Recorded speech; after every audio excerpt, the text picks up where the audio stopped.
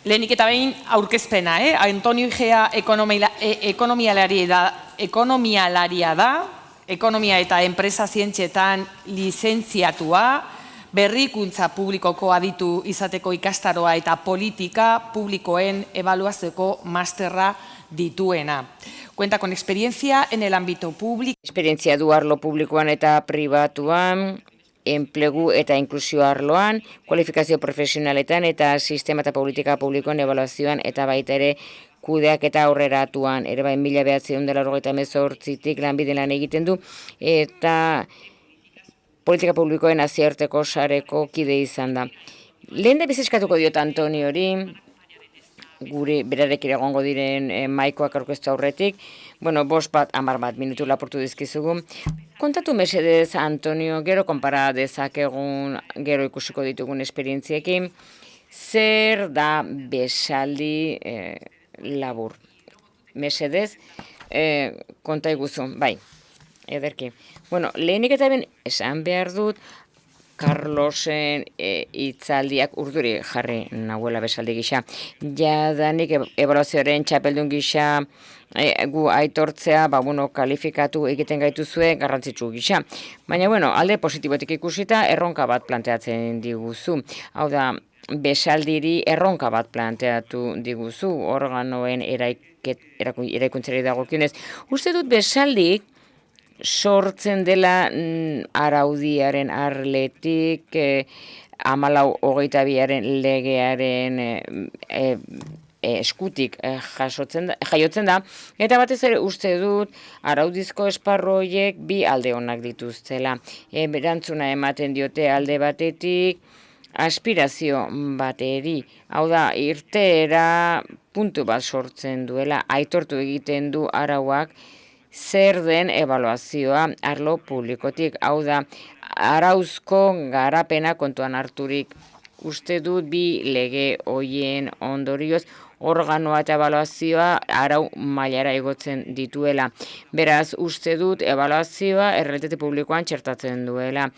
Eta gainera eduki mailan finkatzen gaitu, aipatzen du zer ebaluatu behar dugun eta nola, eta gero arauari dagokionez, argi garrantzitsuak ematen ditu ikusteko, Carlos, esan duzunen arabera nola, ebaluazioetik eta enplegu eta inklusio politiketatik hasi behar dugun hitz egiten, hau da, erakundetatik haratago dauden organoei buruz.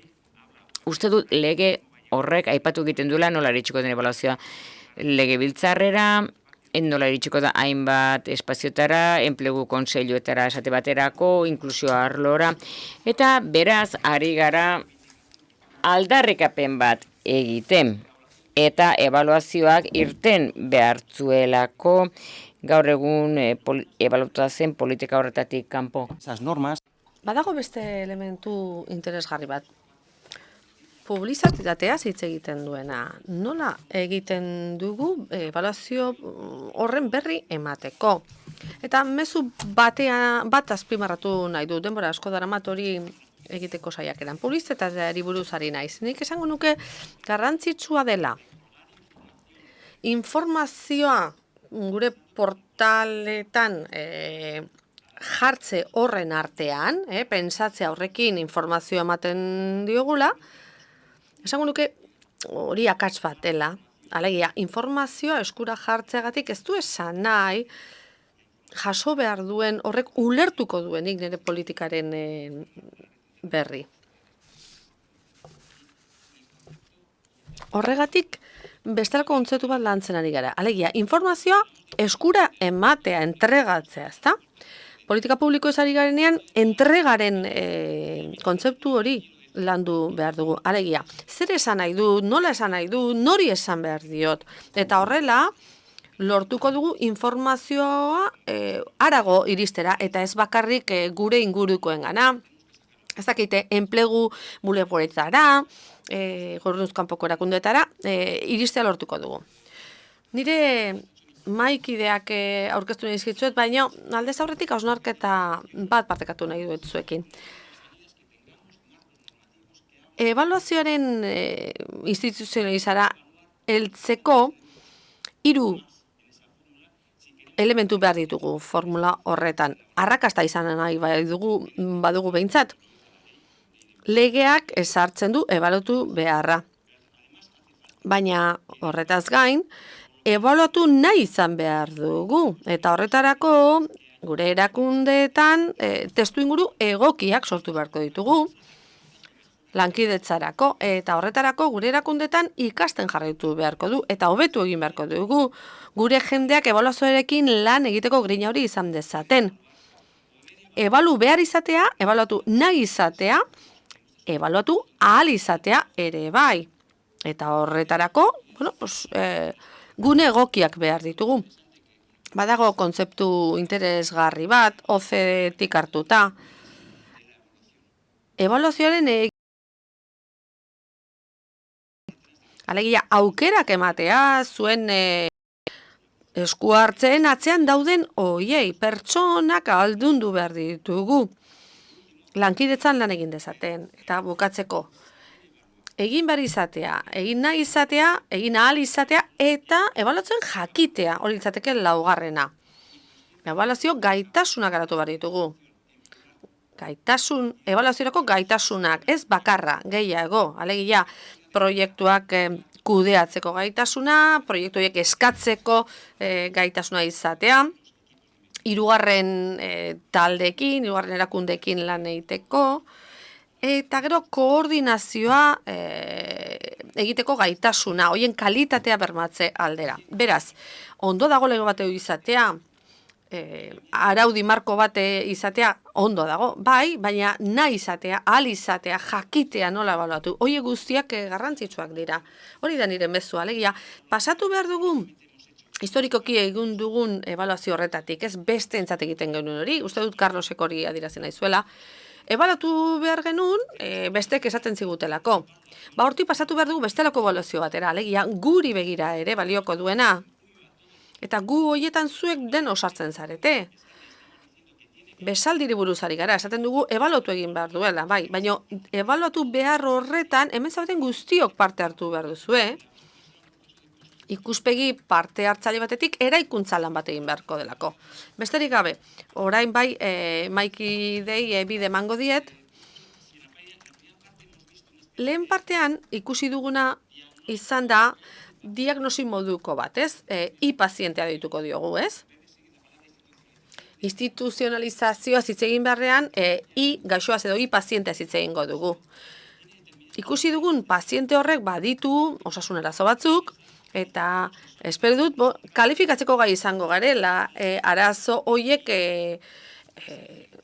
serioak diren, ala ez, larriak diren, ala ez. Eta gero, erakundetzea instituzionalizazioa landuko dugu. Uste dute denek ekarpen bat egin dezaketela diagnosi horretan eta baita irtenbide posibleetan. Arrakasta izan nahi baitugu instituzionalizaziorako bide horretan, besaldirekin hasi berria duguna.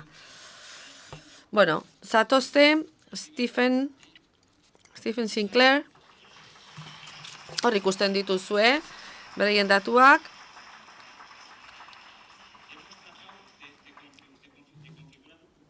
Saiatu gara mai nahiko anitza sortzen. Stephen Sinclair, pobrezia eta desberdinkeria Eskoziar batzordeko lehendakaria da, non egunerokoan ebaluazio egitea egokitzen zaion, politikak hobetzeko balio behar duenak. Danak izendatuko ditut eta gero hitza emango diet. Mark Balaguer.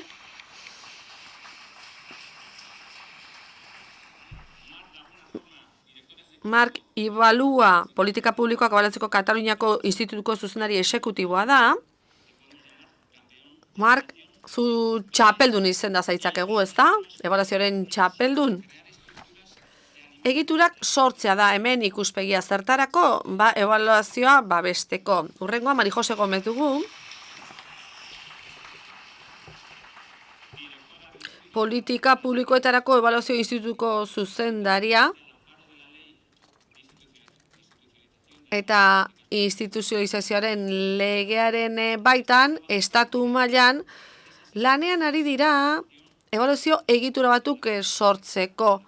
Ebaluazioaren praktika indartzeko. Eta amaitzeko, Daniel Catalá. Espainiako politika publikoak abalatzeko elkarteko lehendakaria.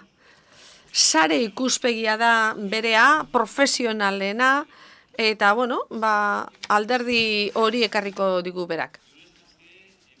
Nik, aipatu niena izan zen, eztabaidari ekiteko, hausnarketa bat egin zezatela, 5 minutukoa, beraien ikuspegitik nola dago paziente hori, paziente hori, nola dago, oso larri dago, ez hain larri, kolpe batzu besterik ez ditu. Stephen emango diot lehenik hitza. Stephen, nola dago ebaluazioa zure ikuspegitik? Buenos días. Gracias, thank you, Antonio. Egunon, eskerrik asko, Antonio. Stephen Sinclair dut izena, eta pobrezia eta desberdinkeria eskoziar batzordeko ordezkari gisa nago hemen.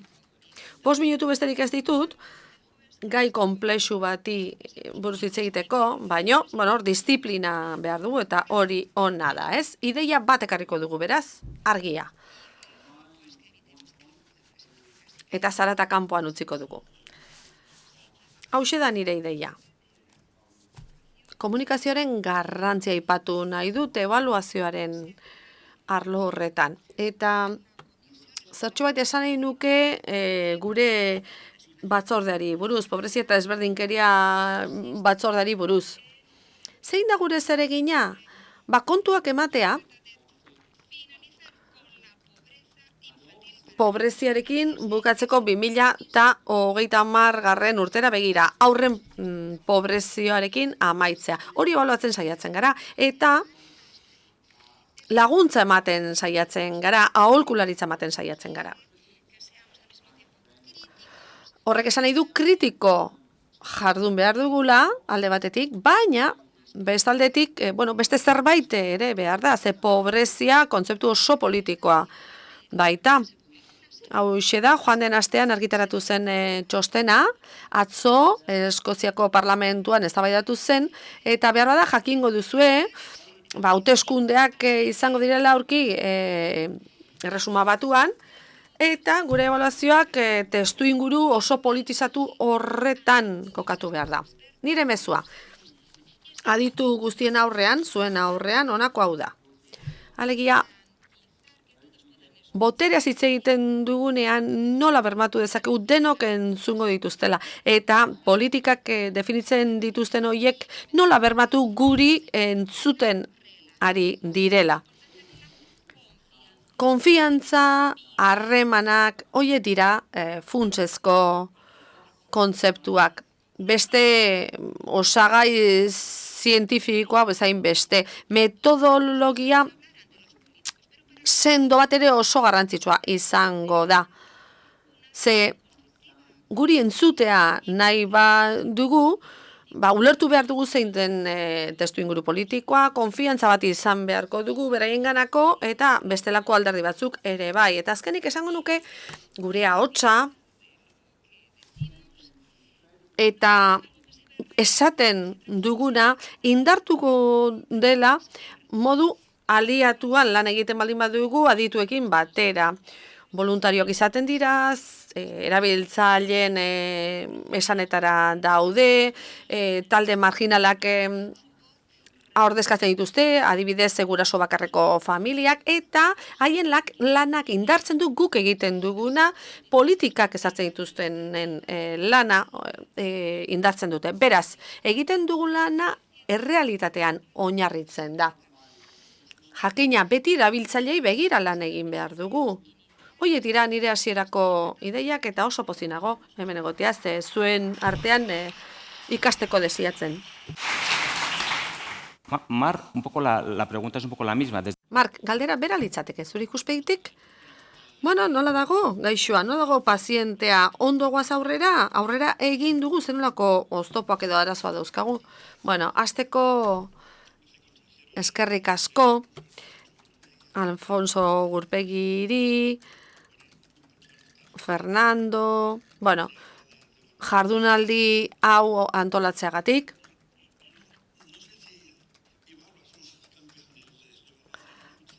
Ez dakit gu txapelduna garen ala ez, baina egia da, Katalunia izan zela lehen erkidegoa, 2008an horrelako organo bat abian jarri zuena.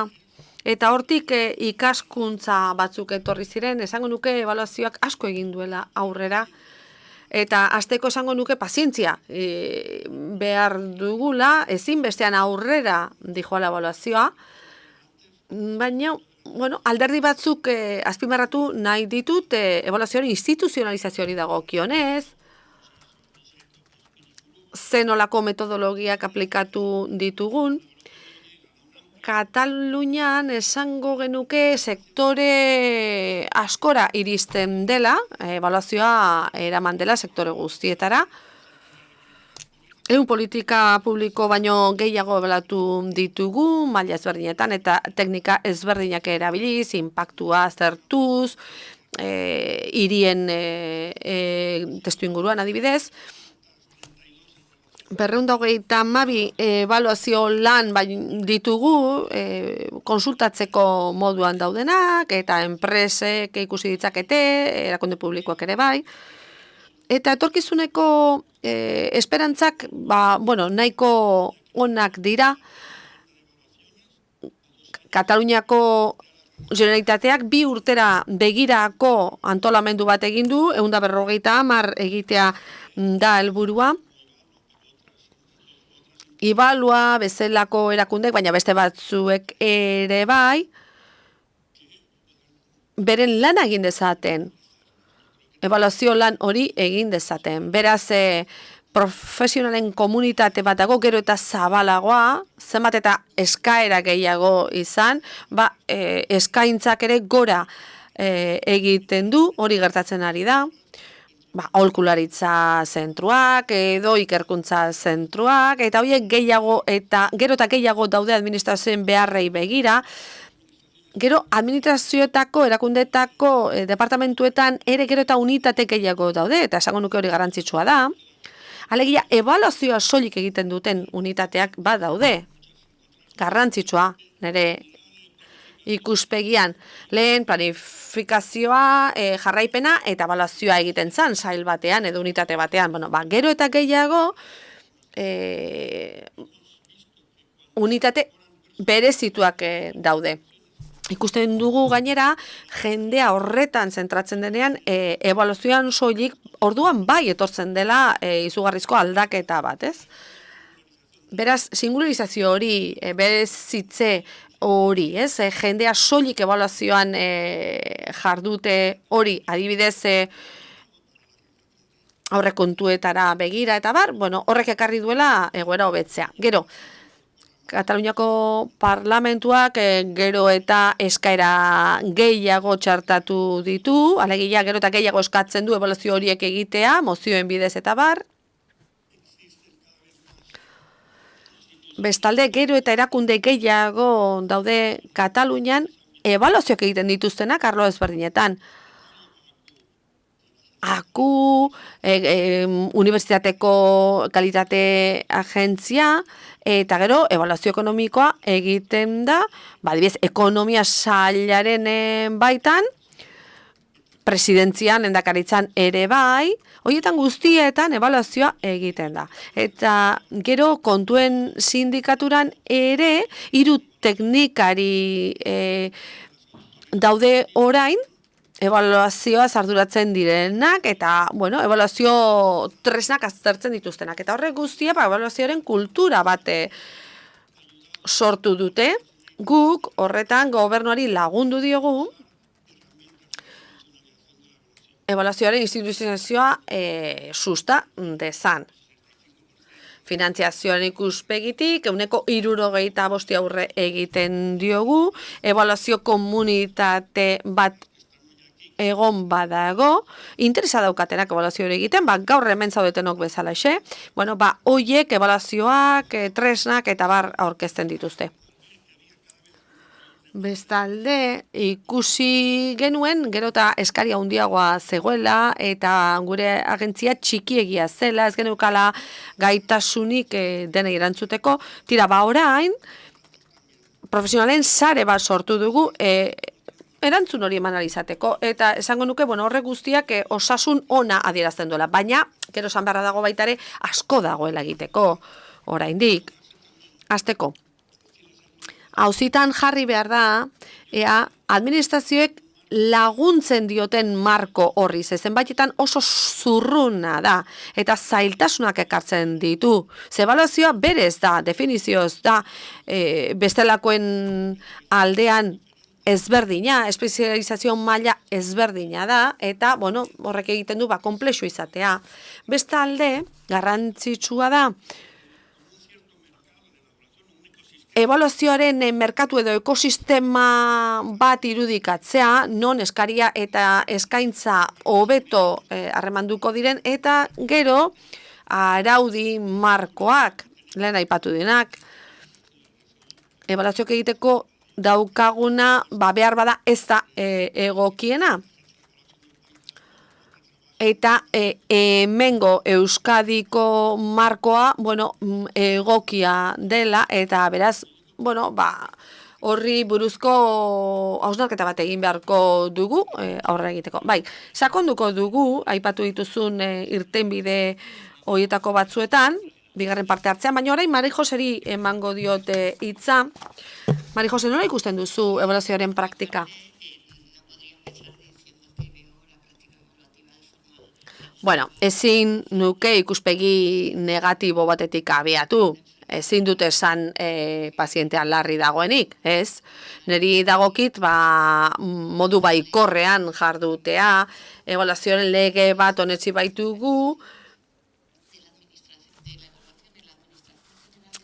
eta estatuko administrazio orokorrean badago atal bat garrantzitsuena dana lege hori denontzat dela, ze lege hori parlamentura joan da,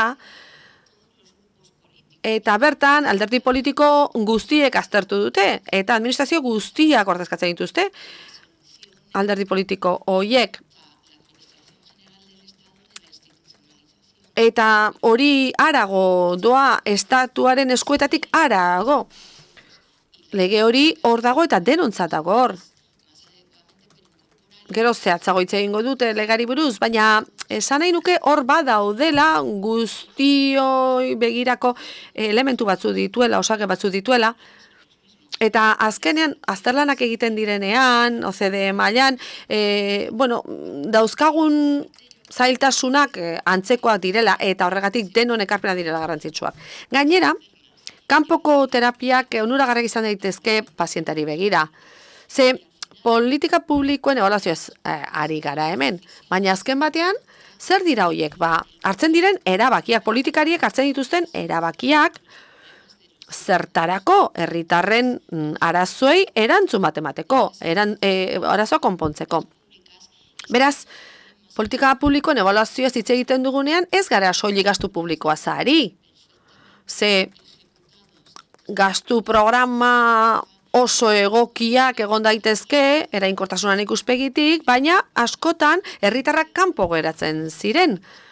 Eta horregatik ebaluazioak esango nuke olako balio berezi bat ematen diola. Ikuspegi asko ekartzen baititu, jasangarritasuna, gizartearen aldetik, ekonomiaren aldetik, ingurumenaren aldetik, eta bueno, hori guztia eskatzen digu gaur egun herritarrak.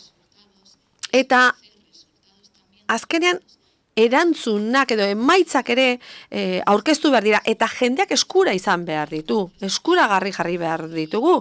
Zenbaitetan, bueno, hemen metodo zientifikoa aplikatu dugu, baina gero emaitzen berri ematen jakin behar dugu.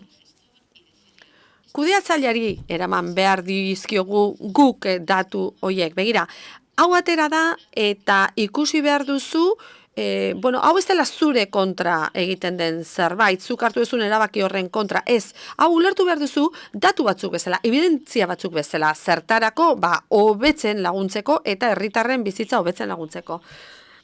Amaitzeko, Daniel, ze diagnosi egingo zenuke realitateari buruz? Bueno, hasteko eskerrik asko. nigana jotzeko, jardunaldi honetan parte hartzeko. Jardunaldia bera oso beharrezkoa iruditzen zait. Ni nahiko baikor nago pazientearen egoerari dagokionez. Uste baitut gauzak,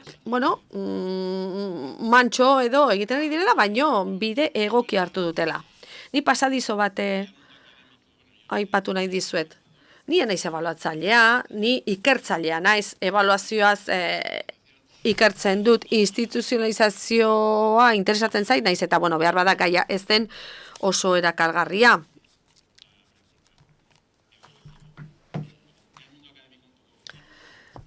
Akademiaren mundura nahiko berandu iritsi nintzen, arlo pribatuan lan egin da gero, eta duela 13-14 urte mai bat proposatu nuen, kongresu batean, Gigapekoa uste izan zela, eta ebaluazioari buruzko saio bate egin behar genuen, baina bertan bera gelditu zen, ez zirelako nahikoa lan aurkeztu. Eta gaur berriz, jendea oso interesatuta dago, horrek esan nahi du, aurrera egiten ari garela.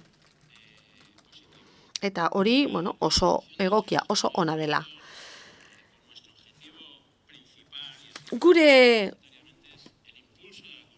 organoaren helburu nagusia da ebaluazioaren kultura bat sustatzea. Hori zaila da lortzea, baina nik beti esaten dut lehenbiziko puntuetako bat izan behar duela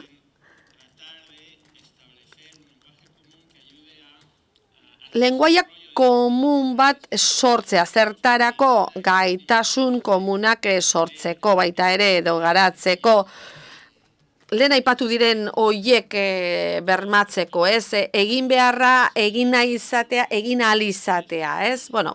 Bide horretan guneak sortzen ditugu, lotura sortzen ditugu eragile ezberdinen artean, danak oso garrantzitsua baitira ebaluaziorako. Mari Josearekin adibidez oso gertutik lan egiten dugu, gure sozietatea parte hartzen ari da, formakuntza, prestakuntza programa ezberdinetan, eta eta hitz egingo digute egunean zehar, ebaluazio diploma, adibidez, beti atzean ideia hori dago, alegia, laguntza bat eskaintzea lenguaia komun bat, bateratu bat sortzeko.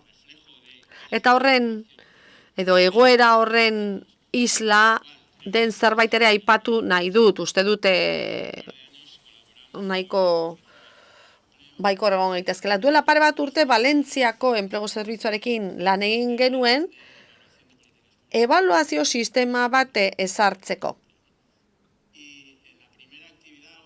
Lehen jardueran edo lehen pausuan zer egin genuen, focus group talde bat sortu genuen, zerbitzu buruekin lan egin genuen bertan, ebaluazioa hitz egiteko, haiei galdetzeko, ea ebaluatzen ari ziren eta egiten ari baldin baziren zehazki zer zen egiten ari ziren hori, zer izan zen lehen ezustekoa, edo aurkikuntza, denek uste zutela ebaluatzen ari zirela, edo, haietako batzuek behintzat uste zutela ebaluatzen ari zirela. Eta aldiz, bestelako praktika batzuk egiten ari zirela konturatu ginen. Ebaluazioari lotuak bai, baina ez zehatz mehatz ebaluazioa. Zein izan zen bigarren ondorioa edo aurkikuntza, deigarri egin zitzaiguna? Ez zegoela loturarik, ez zegoela konexiorik zerbitzu ezberdinen artean. Askotan ez zekiten arduradunek beste lankideek egiten ari ziren hoietaz, ez? Monitorizazioa, kontrola, horrelako jardueretan ez zeukatela elkarren berri.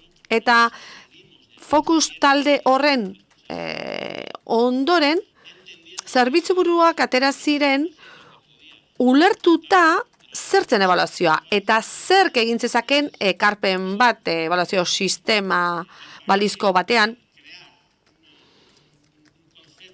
Eta kontzeptu komun bat sortzearen ondorioz, ze esfortzu egin behar ziren norantz abiatu behar genuen. Hori ezinbestekoa da, hortik abiatuta ebaluazio sistema bat eraiki ahal izateko. Carlosek aipatu dituen osagai horiekin, marko juridiko normatibo bat, eta bar, ze esan nahi dut honekin guztiarekin. Bueno, baditu gula, nahikoa osagai, prozesu bati ekiteko egokiak direnak. Instituzionalizazioari begira. Politika publikoen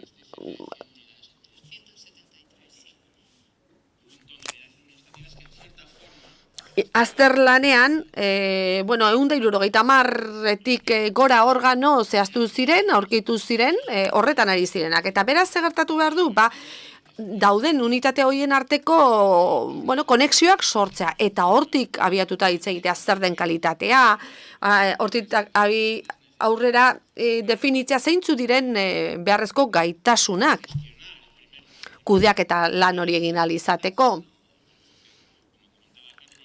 Carlosek esan duen bezala, fokus talde horretan atera den zerbait badago horrez, baliabide nahikoa ez izatea. Bueno, hori da erronketako bat. Baina behin marko hori ezarri ondoren, osagai horiek guztiak kontuan hartu ondoren, orduan bai lanari ekin dezaiokegu. Eta nire eskarmentutik abiatuta, ebaluazio sozietatean lan egin dudan horretatik, eta bertan sortu diren eztabaidetatik abiatuta, nire kuñatxoa sartuko dut, azaro amaieran, 2 urteko konferentzia antolatuko dugu Las Navesen Valentzian, berrikuntza zentroan, eta, dano gonbidatu nahi zaituzte, jakina, aurrekoa Iruñean egintzan, eta ia 200 lagun bildu genituen, hor ere esperientzia interesgarri bat ezagutu genuen, erkidego mailan, naiz eta hor etzen behatoki bat sortu agentzia independente moduan eta baina oso lan interesgarria egiten ari dira, Luis Camposen esfortzutik abiatuta,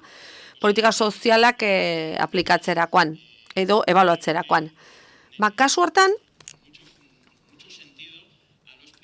uste dut zentzu handia izan zuela han bildu genituen eragileak biltzea. Denon artean eraiki behar dugu sistema, IREF, akademia, sektore pribatua, aholkularitza taldeak, eta bar. Hoiek denak behar ditugu eraikintzeko. Horregatik, ni nahiko baikor nago. Lehen tarte hau amaitu eta beste fase batera jo nahiko nuke. Asko ateratzen ari da instituzionalizazio hitz hori, eta lehen Carlosek definizio formal moduko bat eskaini. Nik uste dut ulertu behar dela, entzuten ari izenagatik, prozesu politiko bat dela, ez dakit ados zaudeten, eta prozesu instituzionala ere bada, eta bi dimentsio horiek lotu behar ditugu, biek egon behar dute presente instituzionalizazio prozesu horretan.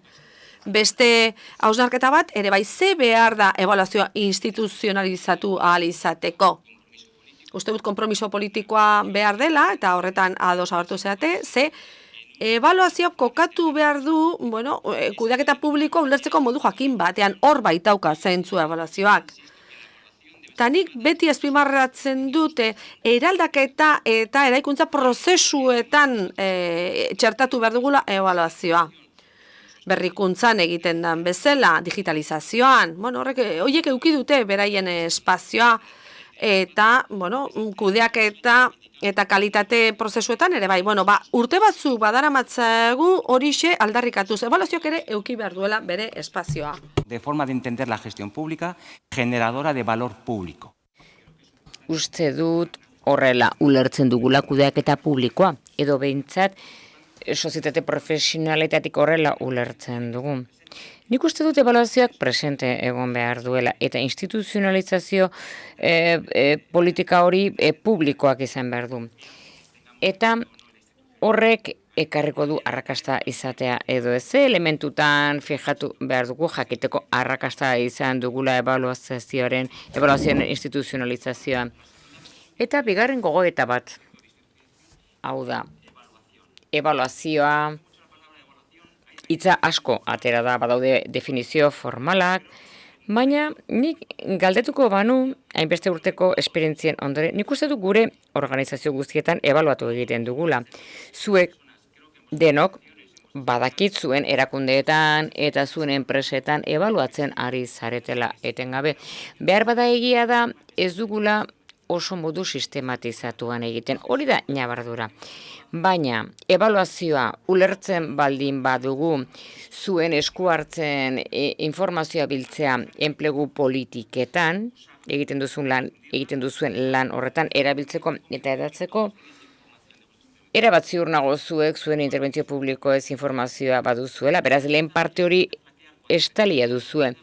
Behar bada ahulago egoten gara, ibiltzen gara informazioa aztertzen dugunean, edo ebaluazioa erabiltzen dugunean, eta are eta ahulago zabalkundea egin nahi dugunean. Baina ebaluatzea hitz egiten dugunean organizazioaren barruan, kontuan hartu behar dugu, ze bildu behar dugun, nola erabili behar dugun eta nola zabaldu behar dugun. Beraz, aurki ditzakegu definizio oso akademikoak, baina uste dut aterki horren pean, eta definizio pedagogiko horretan, uste duzuek denok ebaluatzen duzuela eta zuek elementu gehiago sartu beharko zenituzketela ebaluazioan. Eta bigarren gogoetara pasatu horretik beste gogoeta bat utziko dut. Hau da, poltsen informazioari buruz. Uste dut denok badituzuela datuak zuen esku hartze publikoei dagokienez. Denok dakizue zer egiten duzuen. Denok dakizuen ze jarduerak dituzuen, zentzu diren onuradunak, ordutegiak, baina erronka nagusia ebaluazioaren planteamendutik hauxe da. Hau da, egiten duguna kontatze huts horretatik pasatu behar dugu beste ebaluazio mota batera. Erantzun bat emateko, hau da, zertarako egiten ditugu gauzak botere publiko gisa, politika publiko gisa. Eta egiten dugun ebaluazioa eta ziurna maikoek partekatuko dutela, frogatu egin behar dugu zertarako balio duen egiten duzuen esku hartze publikoa. Eta horrek kokatzen gaitu adibidez inpaktuetan, emaitzetan, ondorioetan, hori izan barko luke helburua ebaluazio politikak egiteko orduan. Beraz, eztabaidaren fase hau amaitzeko egokia da. Txanda berri bateriko dugu galdera bati erantzun nahien. Ze motatako ikaskuntza edo gomendio ulertzen duzue eman dezakezuela planteatzen dugunean nola indartu ditzakegun ebaluazioaren jarraipen sistemak? Ze motatako ikaskuntza helarazi dezakezue? Ze alderde hartu ditzakegu kontuak hobetu nahi ditugunean jarraipen sistemak? 2-3 mezu eskatzen dizkizuet. 2-3 gomendio. Bakoitzaren aldetik Stephen, eskerrik asko. Arrazoi osoa duzu. Lehenik eta behin instituzionalizazioaren auzia. Hau da, alderdi politikoa eta praktikoa. Instituzionalizazioa hitz egiten dugunean, hauxe esan nahi dugu. Kultura badagoela lan praktika normaletan. Eta politikari askok oso inpaziente egoten dira, prakerreak dira eta datuak nahi dituzte berehala. Hau da, Erresuma Batuan badago politikari bat alaxe esan zuena. Ebaluazioa da akzioaren guztiz kontrakoa, baina ez ignorantziaren kontrakoa, beraz zailtasun jakin bat dago. Saldu egin behar dugu komatxo horretean egiten dugunaren lana eta pertsona praktikoei aldaketa bat bilatzen dutenean. Nola egin hori? Argi utzita, ebaluazioa dela zerbait guztiz politikoa. Zer ikusia du giza harremanekin batik bat. Eta gure rolaren zati bat hauxe da, hau da, ebaluazioarek ematen duen albistea ez baldin bada ona, horrek frogatzen du hobetu dezakegula eta arrakasta neurtzeko beste tresna batzuk ere garrantzitsuak dira.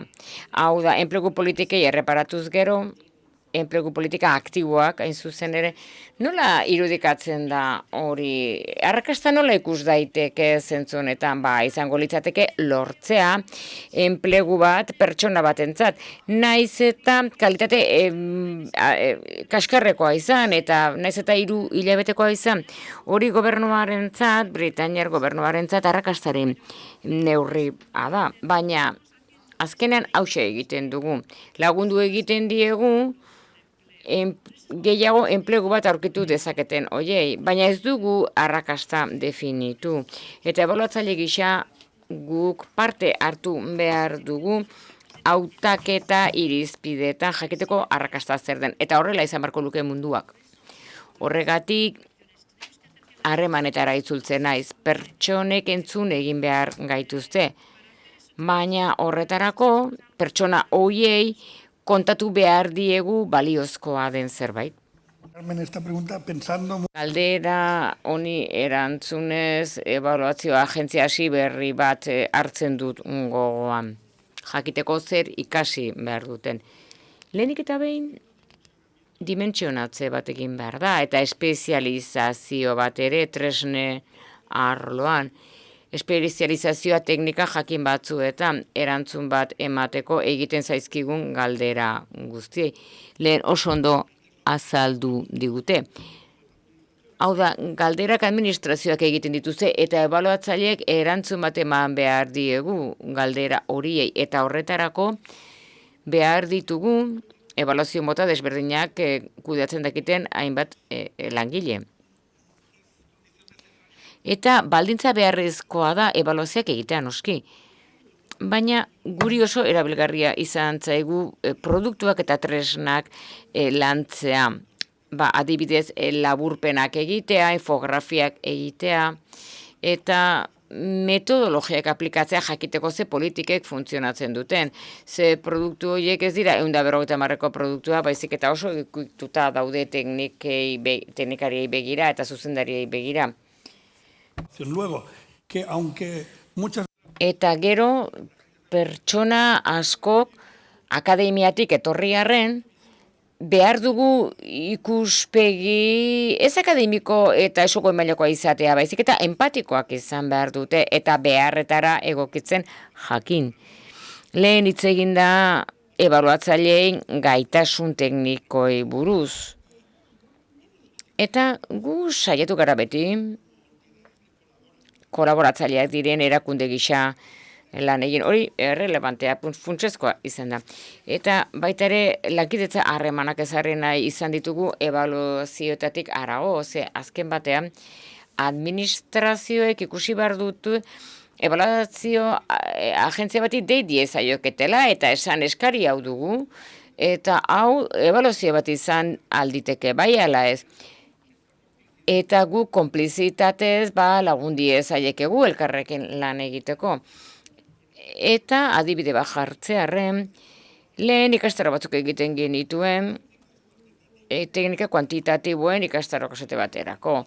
Edo 30 urteko ikastaroak. Nik uste dut hori planteamendu okerra dela. Hau da, gauza bera azaltzea, baina administrazioen pertsone zapatetan jarrita, hau da, egin beharko litzateke, sarrera ikastaro bat, erakusteko nola kudeatu ebaluazio bat, nola ekin ebaluazio bati, zertarako balio duten ebaluazioak eta nola izan daitezke erabilgarriak kudeatzaileentzat. Hau da, teknika bat erakutsi ebaluazioak egiteko. Beraz, oso ondo dago besteen lekuan jartzea eta gero, fokua sartzen diren pertsonengan jartzea. Hau da, gaitasun espezifiko batzuk dituzte, potentziatu egin behar direnak. Beraz, behar bada hasieran sartzen diren pertsonak ez dituzte ebaluazio mota guztiek ezagutuko. Baina prestakuntzari esker, eta karrera bat duten pertsonei hauei lagunduz, ahalegindu behar dugu proiektuka egiten diren lanak, egin behar direla eta horretarako ez dugu ahaztu behar kudeaketa.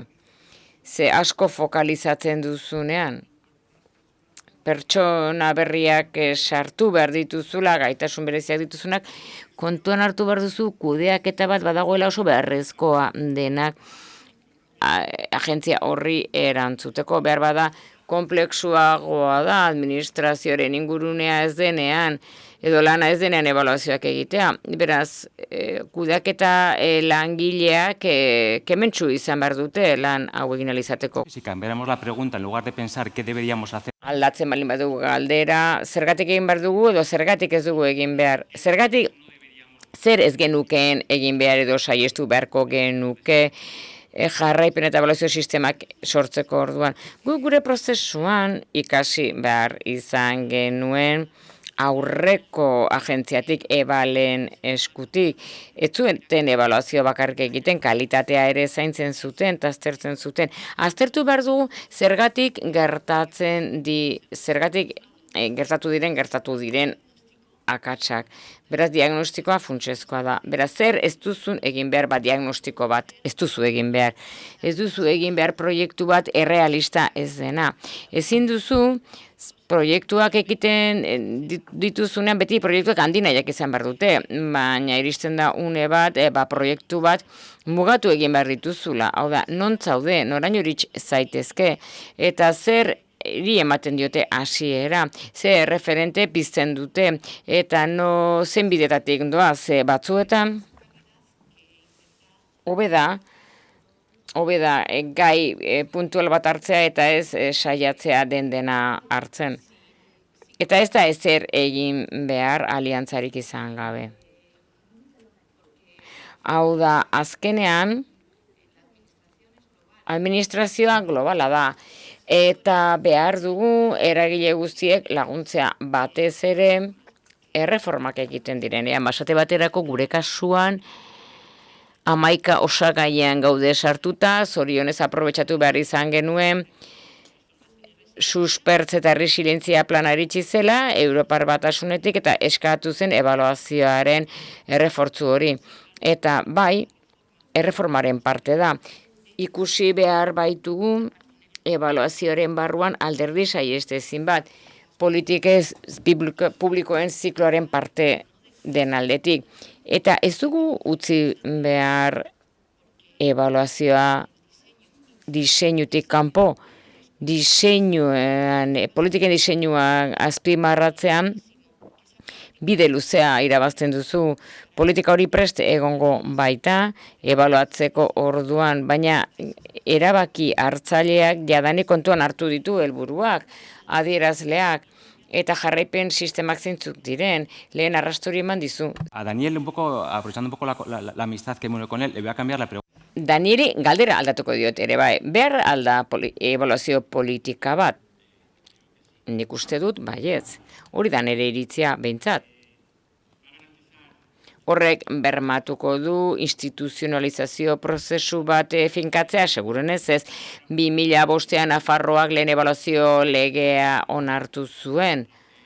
Duela urte gutxi arte, ez zuten garatu behatokia bezalako organismo bat ebaluazioan lan egiteko. Beraz, lege horrek aurre egin behar izan ziren egoera jakin batzuek eta ebalak ere bai. Ebaluaren une berean jaio zena diferenteak izan dira hala ere eta horrek eragin du bideak desberdinak izatea. Nik uste dut funtsezkoa dela Carlosek esan duna. Ez daude errezeta magikorik. Eta dena dago faktore askoren esku. Baina nik esango nuke beharrezkoa dela aldez aurreko analisi hori egitea. Horrela, termino ebaluatiboak erabilita, oinarrizko lerro bat behar dugu lanean hasteko eta ondoren gaitasunak bultzatu ahal izateko. Landu ditzakegunak eskaintza eta eskariaren aldetik. Hau da, ebaluazioaren negozioa zertan den. Hay que incidir en... Eta beraz, azpimarratu egin behar dira gaitasun hoe guztiak oinarritik bertatik. Nire ustez, instituzionalizazioa hitz egiten denean, parte hartu dudan hainbat ikastarotan diodan bezala, bereizi egin nahi ditut ze esku hartze dauden ebaluazio politiko batean eta eskaintzan eta eskarian beren eragina dutenak. Hau da, instituzionalizazio eta profesionaltzearen artean bereizi egiten dut. Lerro berean badoaz ere, gaitasunak hor tartean baitaude, Carlosek esan duen bezala. Eta profesionalizazioak pasatzen da aditua ebaluatzaileak prestatzetik, baina baita ere kudeatzaileak prestatu behar dira, Markek esan duen bezala, ebaluazioaren barruan funtsezkoa den gaia. Uste dut, elementu nagusietako bat, instituzionalizazio prozesu bat bultzatzeko, bermea izango duen prozesua noski, beti ere kontuan hartu behar da ebaluazio politika non esparru arautzaile eta juridiko bat egongo denik beti babestu dut hori. Nire jarrera pertsonala da, baina, bueno, kontziente naiz, horrek ez duela bermatuko arrakasta, baina ezartzen ari gara oinarriak ebaluatu alizateko, eta hori garrantzitsua da. Vamos a abrir un poco el debate de cuál... Bai da, pixkaterik nahi dugu, zein izango litzateken arrakasta, nola lortu dezakegu arrakasta instituzionalizazioan, non zeri begiratu behar diogu jakiteko arrakasta izan dugun edo ez, non jarri beharko genukeen fokoa zuen ikuspegitik? Stephen? I would caution a simple idea of success as Nik saiestu egingo nuke arrakastaren ideia hori. Ebaluazioak eragina du behar ez bezala ekonomian eta eredu pseudo sasi zientifiko bat dago horren inguruan. Tradizionalki, entsegu randomizatuak izan ditugu hor. Medikuntzatik egokitua guk haren mugaren kritika bat egin nahi baldin badugu kontuan hartu beharrekoak. Angle Staten Nobel sariak idatzi du ausazko kontrol randomizatu hauen inguruan, metodo mistoak eta triangulatuak behar ditugu. Eta arrakastaren funtsezkoa da aldaketa. Hau da, egituratu behar dugu edo sortu behar dugu edo esan zergatik inpaktu bat izan behar duen, autokritikoak izan behar dugu. Lotura kausal hori lotu behar dugu arrazoi baten eta erantzunaren ondoan. Hau da, baliteke lotura hori benetan gerta dadin testuinguru jakin honetan. Adibide bat jarriko dut. Erresuma Batuan, hezkuntza politikan bazegoen obsesio bat ikasleen kopurua murrizteko ikasgelan, hori metrika oso erraza da. Neurtu daiteke arrakasta ikasleen kopuruaren arabera gelaka eta irakasleka. Baina horrela iritsi gaitezke helburua betetzera, baina saiestu egiten dugu benetan egin nahi duguna. Guk benetan egin nahi duguna da erlazio bat ezarri irakaslearen eta ikasleen artean. Zifra garrantzitsua da, baina ez da garrantzitsua den gauza bakarra. Behar ditugu gainera estresatuak ez dauden irakasleak, behar dugu inprimakiak etengabe betetzen ari ez diren irakasleak eta lankarga gehiegi ez dutenak. Eta zergatik funtzionatu behar du politika batek modu jakin batean eta arrakastari buruz beste zerbait esan nahi dut.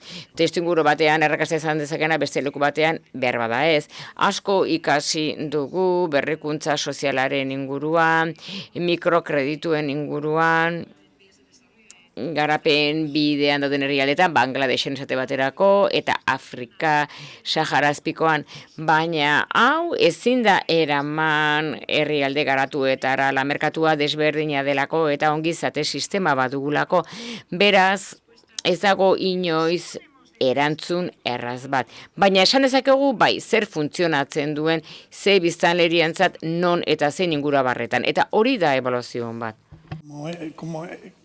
Creo que es difícil la pregunta. Uste dut, galdera zaila dela. Carlosek erantzun du, eta Mari Josek ere bai. Nik uste dut arrakasta da ebaluazioa sartu egiten dela politika publikoen barruan, eta hainbat modutan egin daitekeela, beti ere kontuan hartuta zein ingurunetan gaude. Eta lehen esan duzuna garrantzia du. Hau da, garrantzitsuna ez da ebaluazioa amaieran egitea. Ze, hau da, betetzen ez da urrats bakoitza, bakarra politika publikoetan, baina gehiago da, arrakastan elementu jakin batzuk sortzea politika publiko bat diseinatzen denean ebaluazio elementua kontuan hartzea, edo politika publiko bat diseinatzen denean aldaketa kontuan hartzea, edo diagnostiko egoki bat egitea, kasu askotan egiten ez dena. Beharrezko ebaluazioak diseinukoekin batera dira beharrezkoenak, edo kostu txikiena dutenak eta eraginkorrak direnak eta egiten ez direna. Beste elementu batzuk dira arrakastan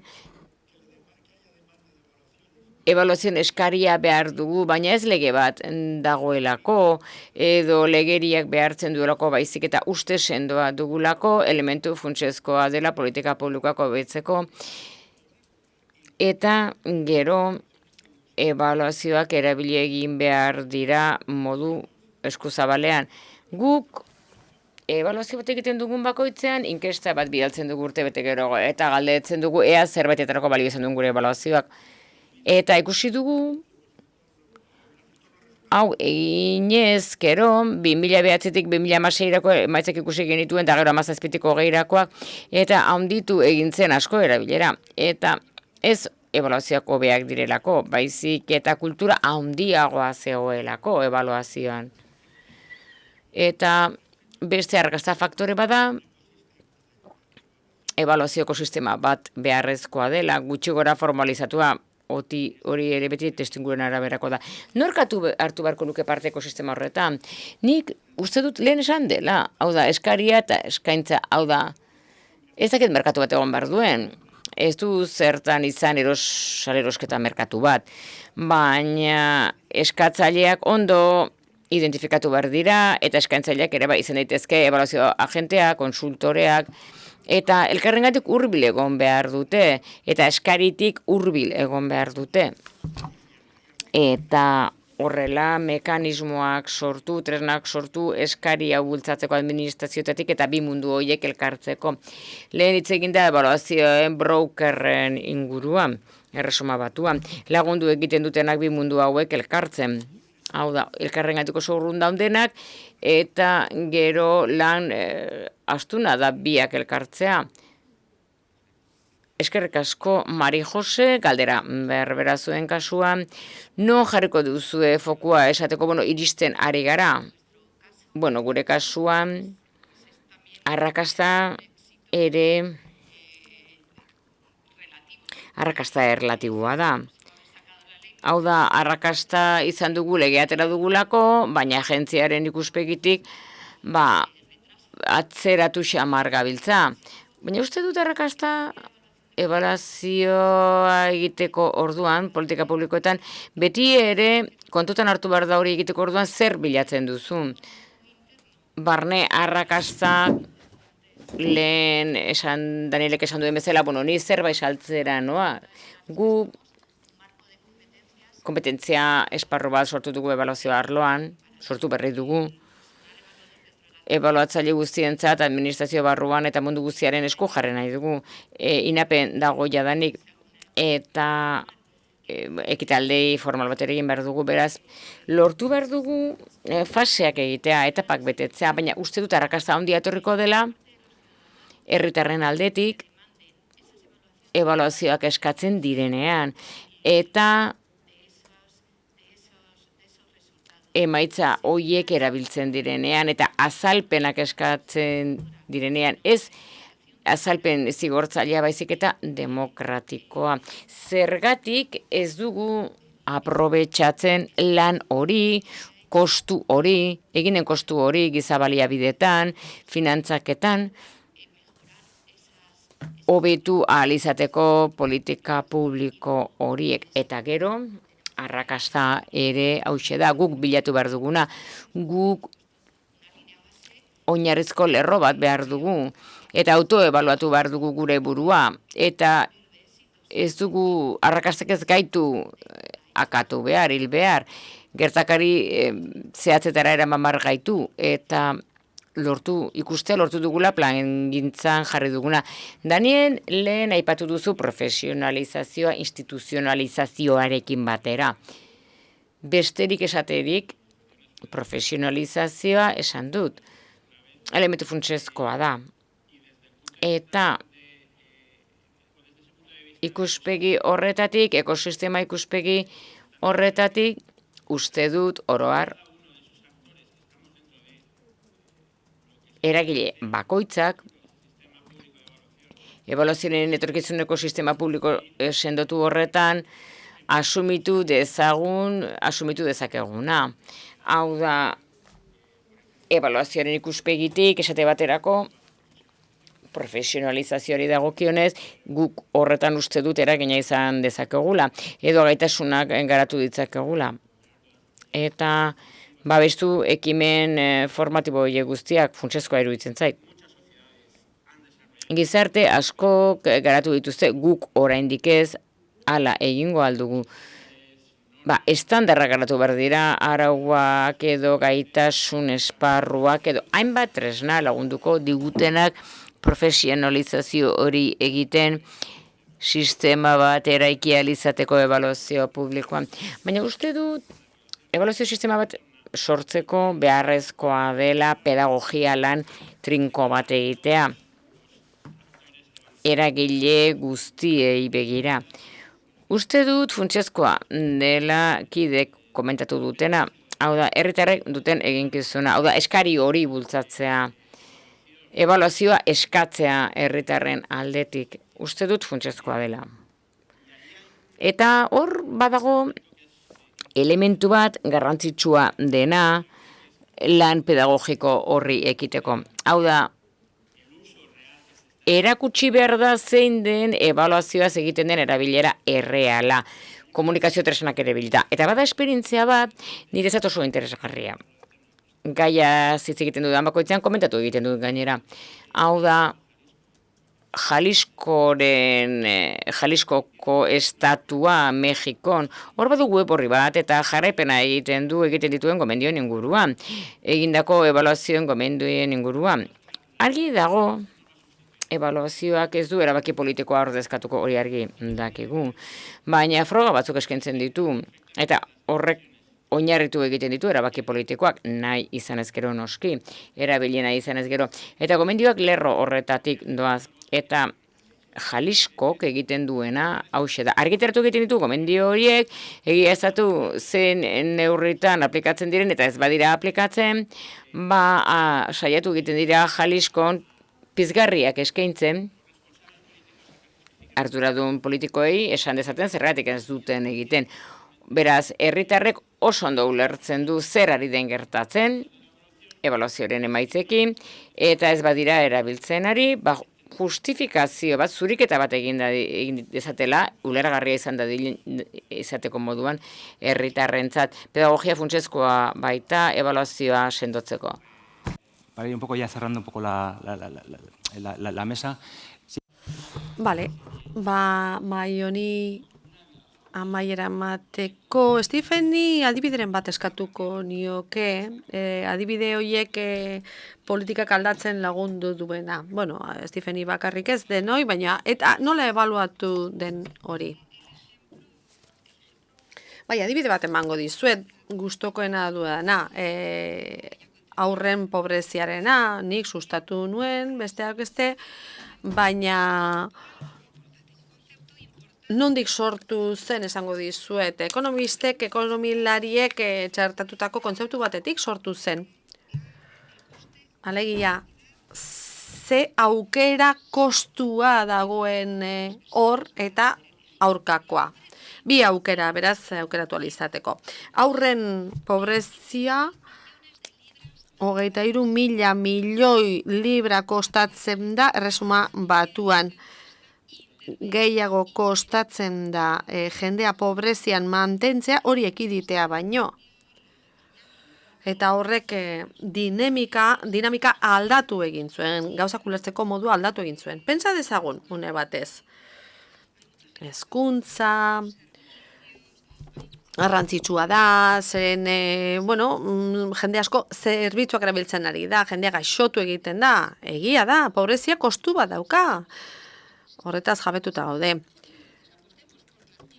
Hezkuntza sistema garestia dela, eta kontrakoa zer da, ez jakintasuna, ez da, beraz, ezin dugu horretan jarraitu, aldatu egin behar da sistema. Gordon Brownek, 2010 urtean lege bat sustatu zuen, gero kontra egin zuten, baina Eskozian ere gobernua justifikazio bera erabili du horrelako politikak ekiditen jarraitzeko, ez egiten jarraitzeko. Baina, lehen aipatutakora itzuli ze, ez jakintasun horri aurre egin behar diogu, jendea ez egin behar dugu. Eta ebaluazioak ez dauka zertan teknikoa eta aspergarria izan, ez? Ebaluazioari esker aukerak ikusi behar ditugu, ekintzak etorri behar dute. Ebaluaziotik ikasi egin behar dugu, egindako horretaz eta egindako akatsetaz, aldaketak ekarri ahal izateko. Beraz, nik esango nuke hori onuragarria dela, eta ez dela bat ere aspergarria jarduera moduan, ekintza moduan, ez, aldagai ezitzaile hori badauka eta ondo egiten denean emaitzak ematen ditu. Hartzeunako udalak enkargatu zigun proiektu bat, aipatuko dut, hemen inklusio etxebizitzen proiektua, sarea. Gizarte entitate ezberdinen arteko elkarlanetik etorri zan, horiek etxe bizitzak ematen zituzten, edo eskura jartzen zituzten, beharrak zituzten, entzatez, menpekotasun kontuetan, edo menpekotasun ekonomikoan ikuspegitik. 23 entitatek bat egin zuten, ez zegoen definizio partekatu bat hor, erabakitzerakoan zein zen inklusio beharra. Orduan, prozesu parte hartzaile bat abian jarri zen entitate guztiei begira definitu ahal izateko behar hori zein zen. Zertaz ari ginen. Argi zegoen kasu batzuetan behar ekonomikoak eta mendekotasunari lotutakoak zeudela, baina hortik abiatuta esan bezala definizio partekatu bate sortu zen, eta hola lortu zen etxe bizitza hoietan behar berezituak zituztenak izatea. Eta hori gertatu zen, beharren ebaluazio baten ondorioz. Gero oinarrizko diru sarreren kontua ere bai, azken ebaluazioa, implementazio ebaluazioa izan zen, eta hor, reforma batzuk, aldaketa batzuk proposatu ditugu, ia denak onartu dira, legearen aldeko implementazioa salbu, alde batera utzita. Eta gero berdintasun legea, 2015ko lege bat dela uste dut, eta hor, ere ebaluazio bat egin zen, eta, polemika bat sortu zen horren inguruan, ze implementazio ebaluazioa zen, enkargatu zigutena, ze legeak ezartzen zuen ebaluazio hori egin beharra zegoela 5 urteren buruan, eta bere garaian lege horrek ezartzen zituen batere zehatzak ez ziren elementu batzuk, osagai batzuk, eta gu saiatu ginen aldaketa teoria bat sortzen, implementaziora begira, eta erresistentzia desentekoa izan zen garai hartan, baina legea aurkeztu genuenean, arduradun politikoek aukera bat ikusi zuten hor aldaketak eragiteko, departamentu barruan ere.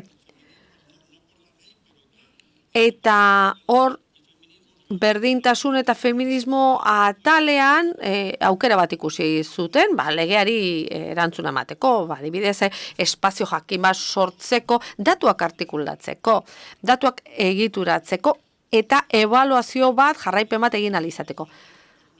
Zer gertatu zen, 2015-tiko geira bidean, ez zirela mekanismo egokiak sortu. Beraz, hor dituzue 3 adibide oso ezberdin, ikusteko ebaluazioak nola laguntzen duen politika aldatzen den, eta, erakundeare bai.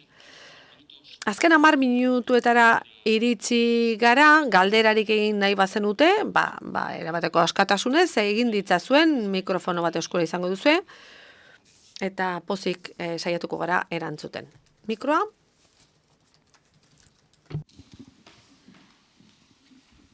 Sí, yo quería preguntar a los cuatro, pero Bai, lauroi galdetuko nizueke, baina bereziki marki.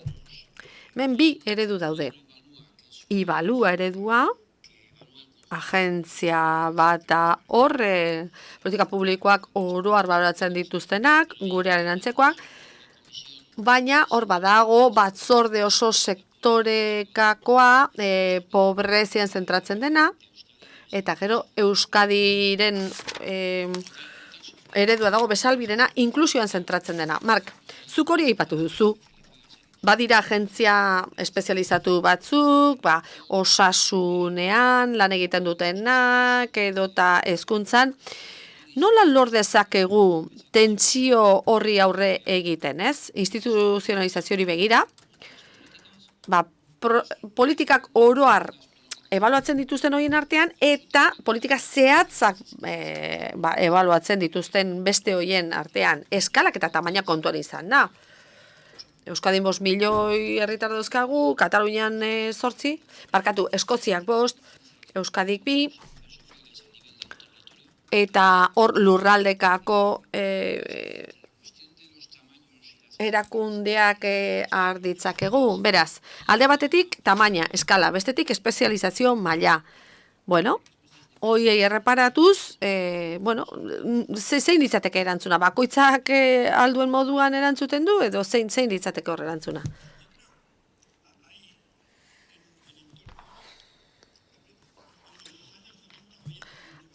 Laurogeita hamarreko hamarkadan eztabaida handi bat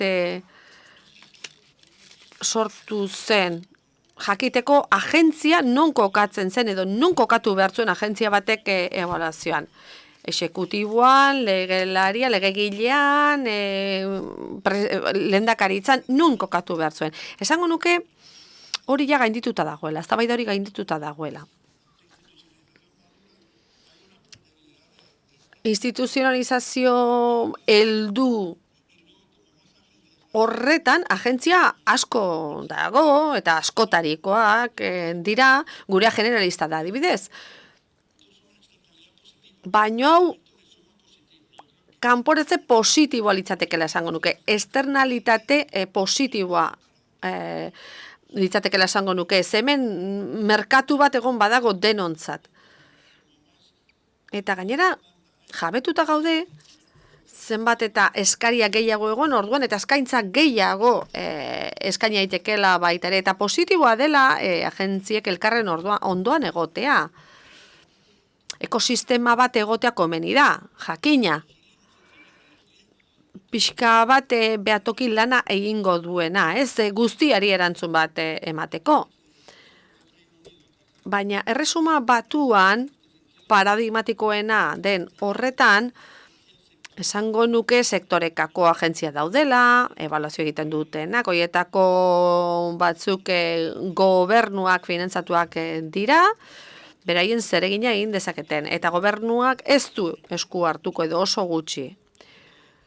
Baliabide asko ematen dituzte, 3 gauza egiteko, ebaluazioak egiteko, herritarrei gerturatzeko ebaluazio horiek, laburpen bat, eta komunikatzeko, horren berri emateko eta gomendioak emateko. Eta 3 osagai horiekin erabateko independentzia ematen diete, sektore ezberdinetan eragin dezaten. Esango nuke eredu horrek funtzionatzen duela, eta gero generalistak diren agentziak ere hor gaude. Berriz esango dut, merkatu egon badago, eta merkatu hori hazten doa. Erakundeak baino azkarrago hazten da merkatua. Gai honi dagokionez, gure eskarmentutik abiatuta, esango nuke oso konplexua dela gure mundu honetan agentzia bakar bat egotea, ebaluazio guztiak bere gain hartuko dituenak, ze horrek behartzen zaitu espezializazio maila handi batera, non arrakastaz iritsi ezin da egon zaitezken, ezta? Ebaluazio asko egin behar direlako, eta prozesu guztiak integratzaileak izan beharko luketela. uste dut, zenbat eta jende gehiago ebaluatu, orduan eta hobeto sistemarako. Baina egituratu egin behar da lan hori guztia, eta hor dago zailtasuna. Hortik instituzionalizazioaren bai, handitasuna, baina zailtasuna. Bakoitzak bere kontzeptuarekin ekarpen hori egin beharko du eta ebaluazioa txertatu beharko du. Horregatik aldagai komunak ezinbestekoak dira. Aldagai komunen sistema. Horrela egiten izaren ebaluazio hori guztia, bakoitzak bere arlotik, bat egin dezan, aldagai global hoiekin, gobernutik datozen hoiekin. Eta berdin zaio gobernu zentrala den edo erkidegoetako gobernuak diren edo tokian tokikoak. Nik uste dute bi aldeak baliagarriak direla, esango nuke, baina elkarri lotuta egon behar dutela. Ni Markekin bat egiten dut eta Maria Joserena ere bai. Eta esango nuke, sistemaren heltze prozesuaren ondorioz atomizazio batera iritsiko gara ebaluazioa dagokionez, arlo askotan, eta hori integratzea bilatzen baldin badugu, gestio publikoaren edo kudeaketa publikoaren sistema horretan argi eduki beharko dugu, sistemak egon beharko duela, kudeaketa sistema bai, baina beti egon beharko duela ebaluazioa ere. Eta hor funtzio batzuk bere gain hartu beharko dituzte, ebaluazioetik harago dijoazena, koordinazioa, bai, metodologiak ere, bai, prozedurak ezarri beharko dira, ze izan behar du ebaluazio jakin batek kalitatezkoa izateko, ez? Hori da dena egituratuko duena, eta gero batuketa egingo dugu. Bai, puntu bat erantzin nahiko nuke. Antolaketa edo eskaria baino garrantzitsuagoa, edo eskaintza baino garrantzitsuagoa izango da eskariaren kopurua. Badakigu, badirela erresuma batuan zentru asko ondo funtzionatzen dutenak, baina adibidez, krimonologo bat baldin bazara, erresuma batuan,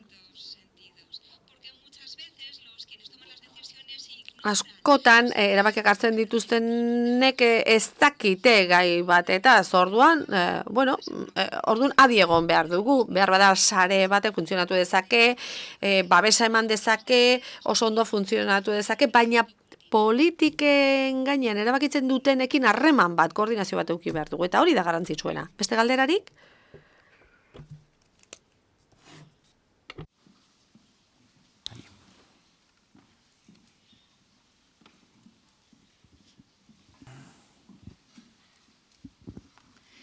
Hola, en esta mesa... Kaixo, mai inguruko honetan eta goizeko hitzaldian ere bai, argi geratu da, tamalez, ebaluazioa gehiago dago lotuta kontu ematearekin, eta ez dela hainbeste tresna bat politika publikoak definitzeko edo birdefinitzeko.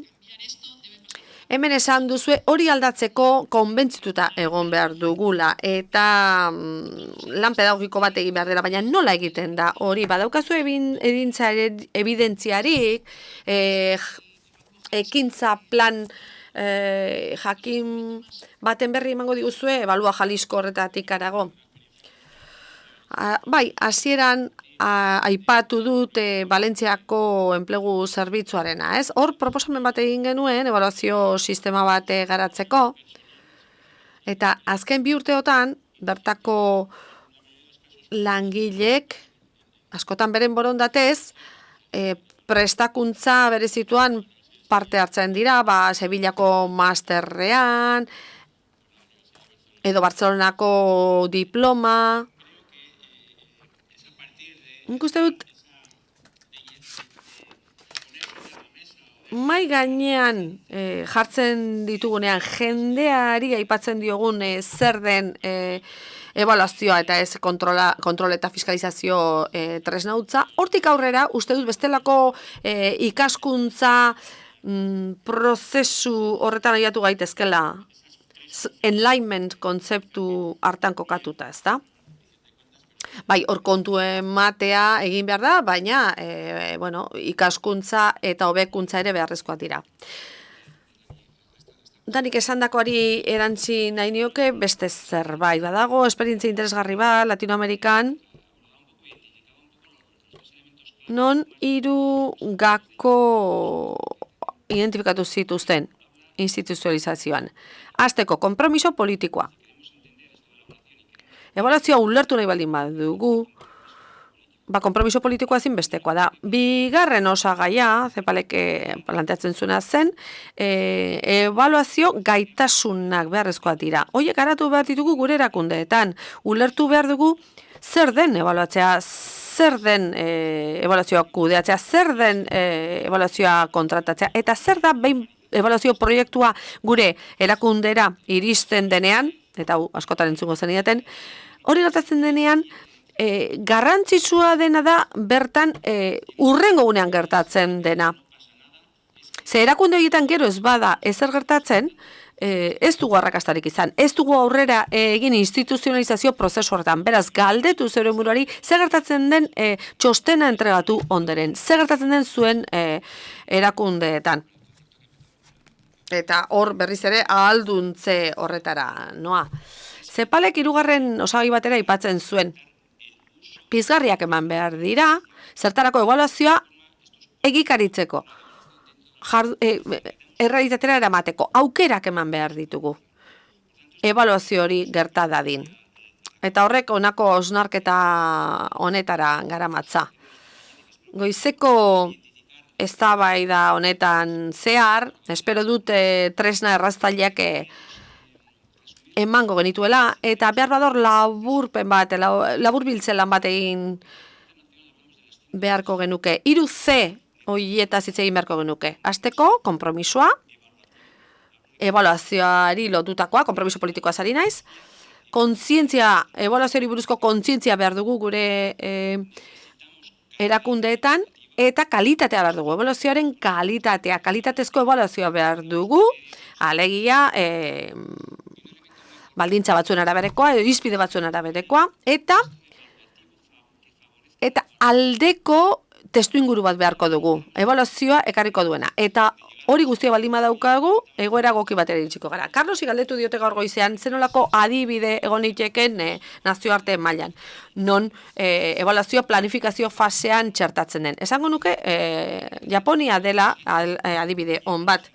Gobernuak urtero ebaluazio txostenak eramaten ditu parlamentura eta frogatu behar du nola txertatzen duen ebaluazioa urrengo planifikazio prozesuetan. Esango nuke hor dagoela gakoa kudeaketa publikora eramateko ebaluazioa.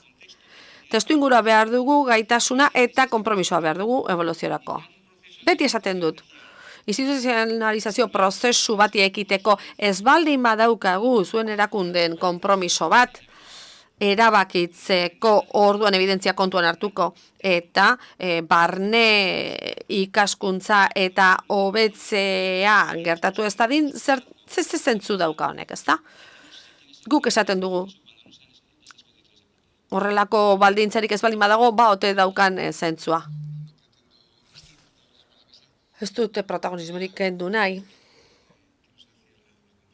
Baina lankidearen galderari erantzun nahi nioke.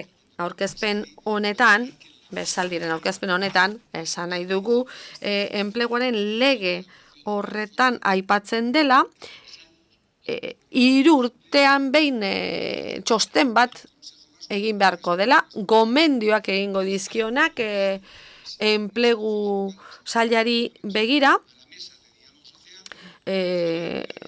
gizarte elkarrizketa maila ere bai, enplegu forora, eta gomendio horiek betetzeko konpromisoa hartu beharko dela. Eta hori, hartutako erabakiak zuritu beharko direla, edo justifikatu beharko dira. Ez dakit hori betetzera helduko garen, baino legean hortxe agertzen da konpromiso politikoa, beraz hor dago, eta bide horretatik doa. Ez bakarrik kontu ematea, ez, ebaluazio organo bat sortu dugu politika publikoetara emango dituenak datuak, evidentziak, non ikusiko diren, arrakastatsuak izan diren, ala ez politika hoiek. Eta orientabideak emango dituzketenak, konpromiso horretan, politika publikoa diseinatzeko konpromiso horretan, baina eragin bat izango dutenak. Eskerrik asko, gure aldetik hori da dena, eskerrak arretagatik, eta, zuen esanetara, eta zorionak jardunaldiaren antolatzailei inklusio politiketan txertatzeagatik ebaluazio prozesua.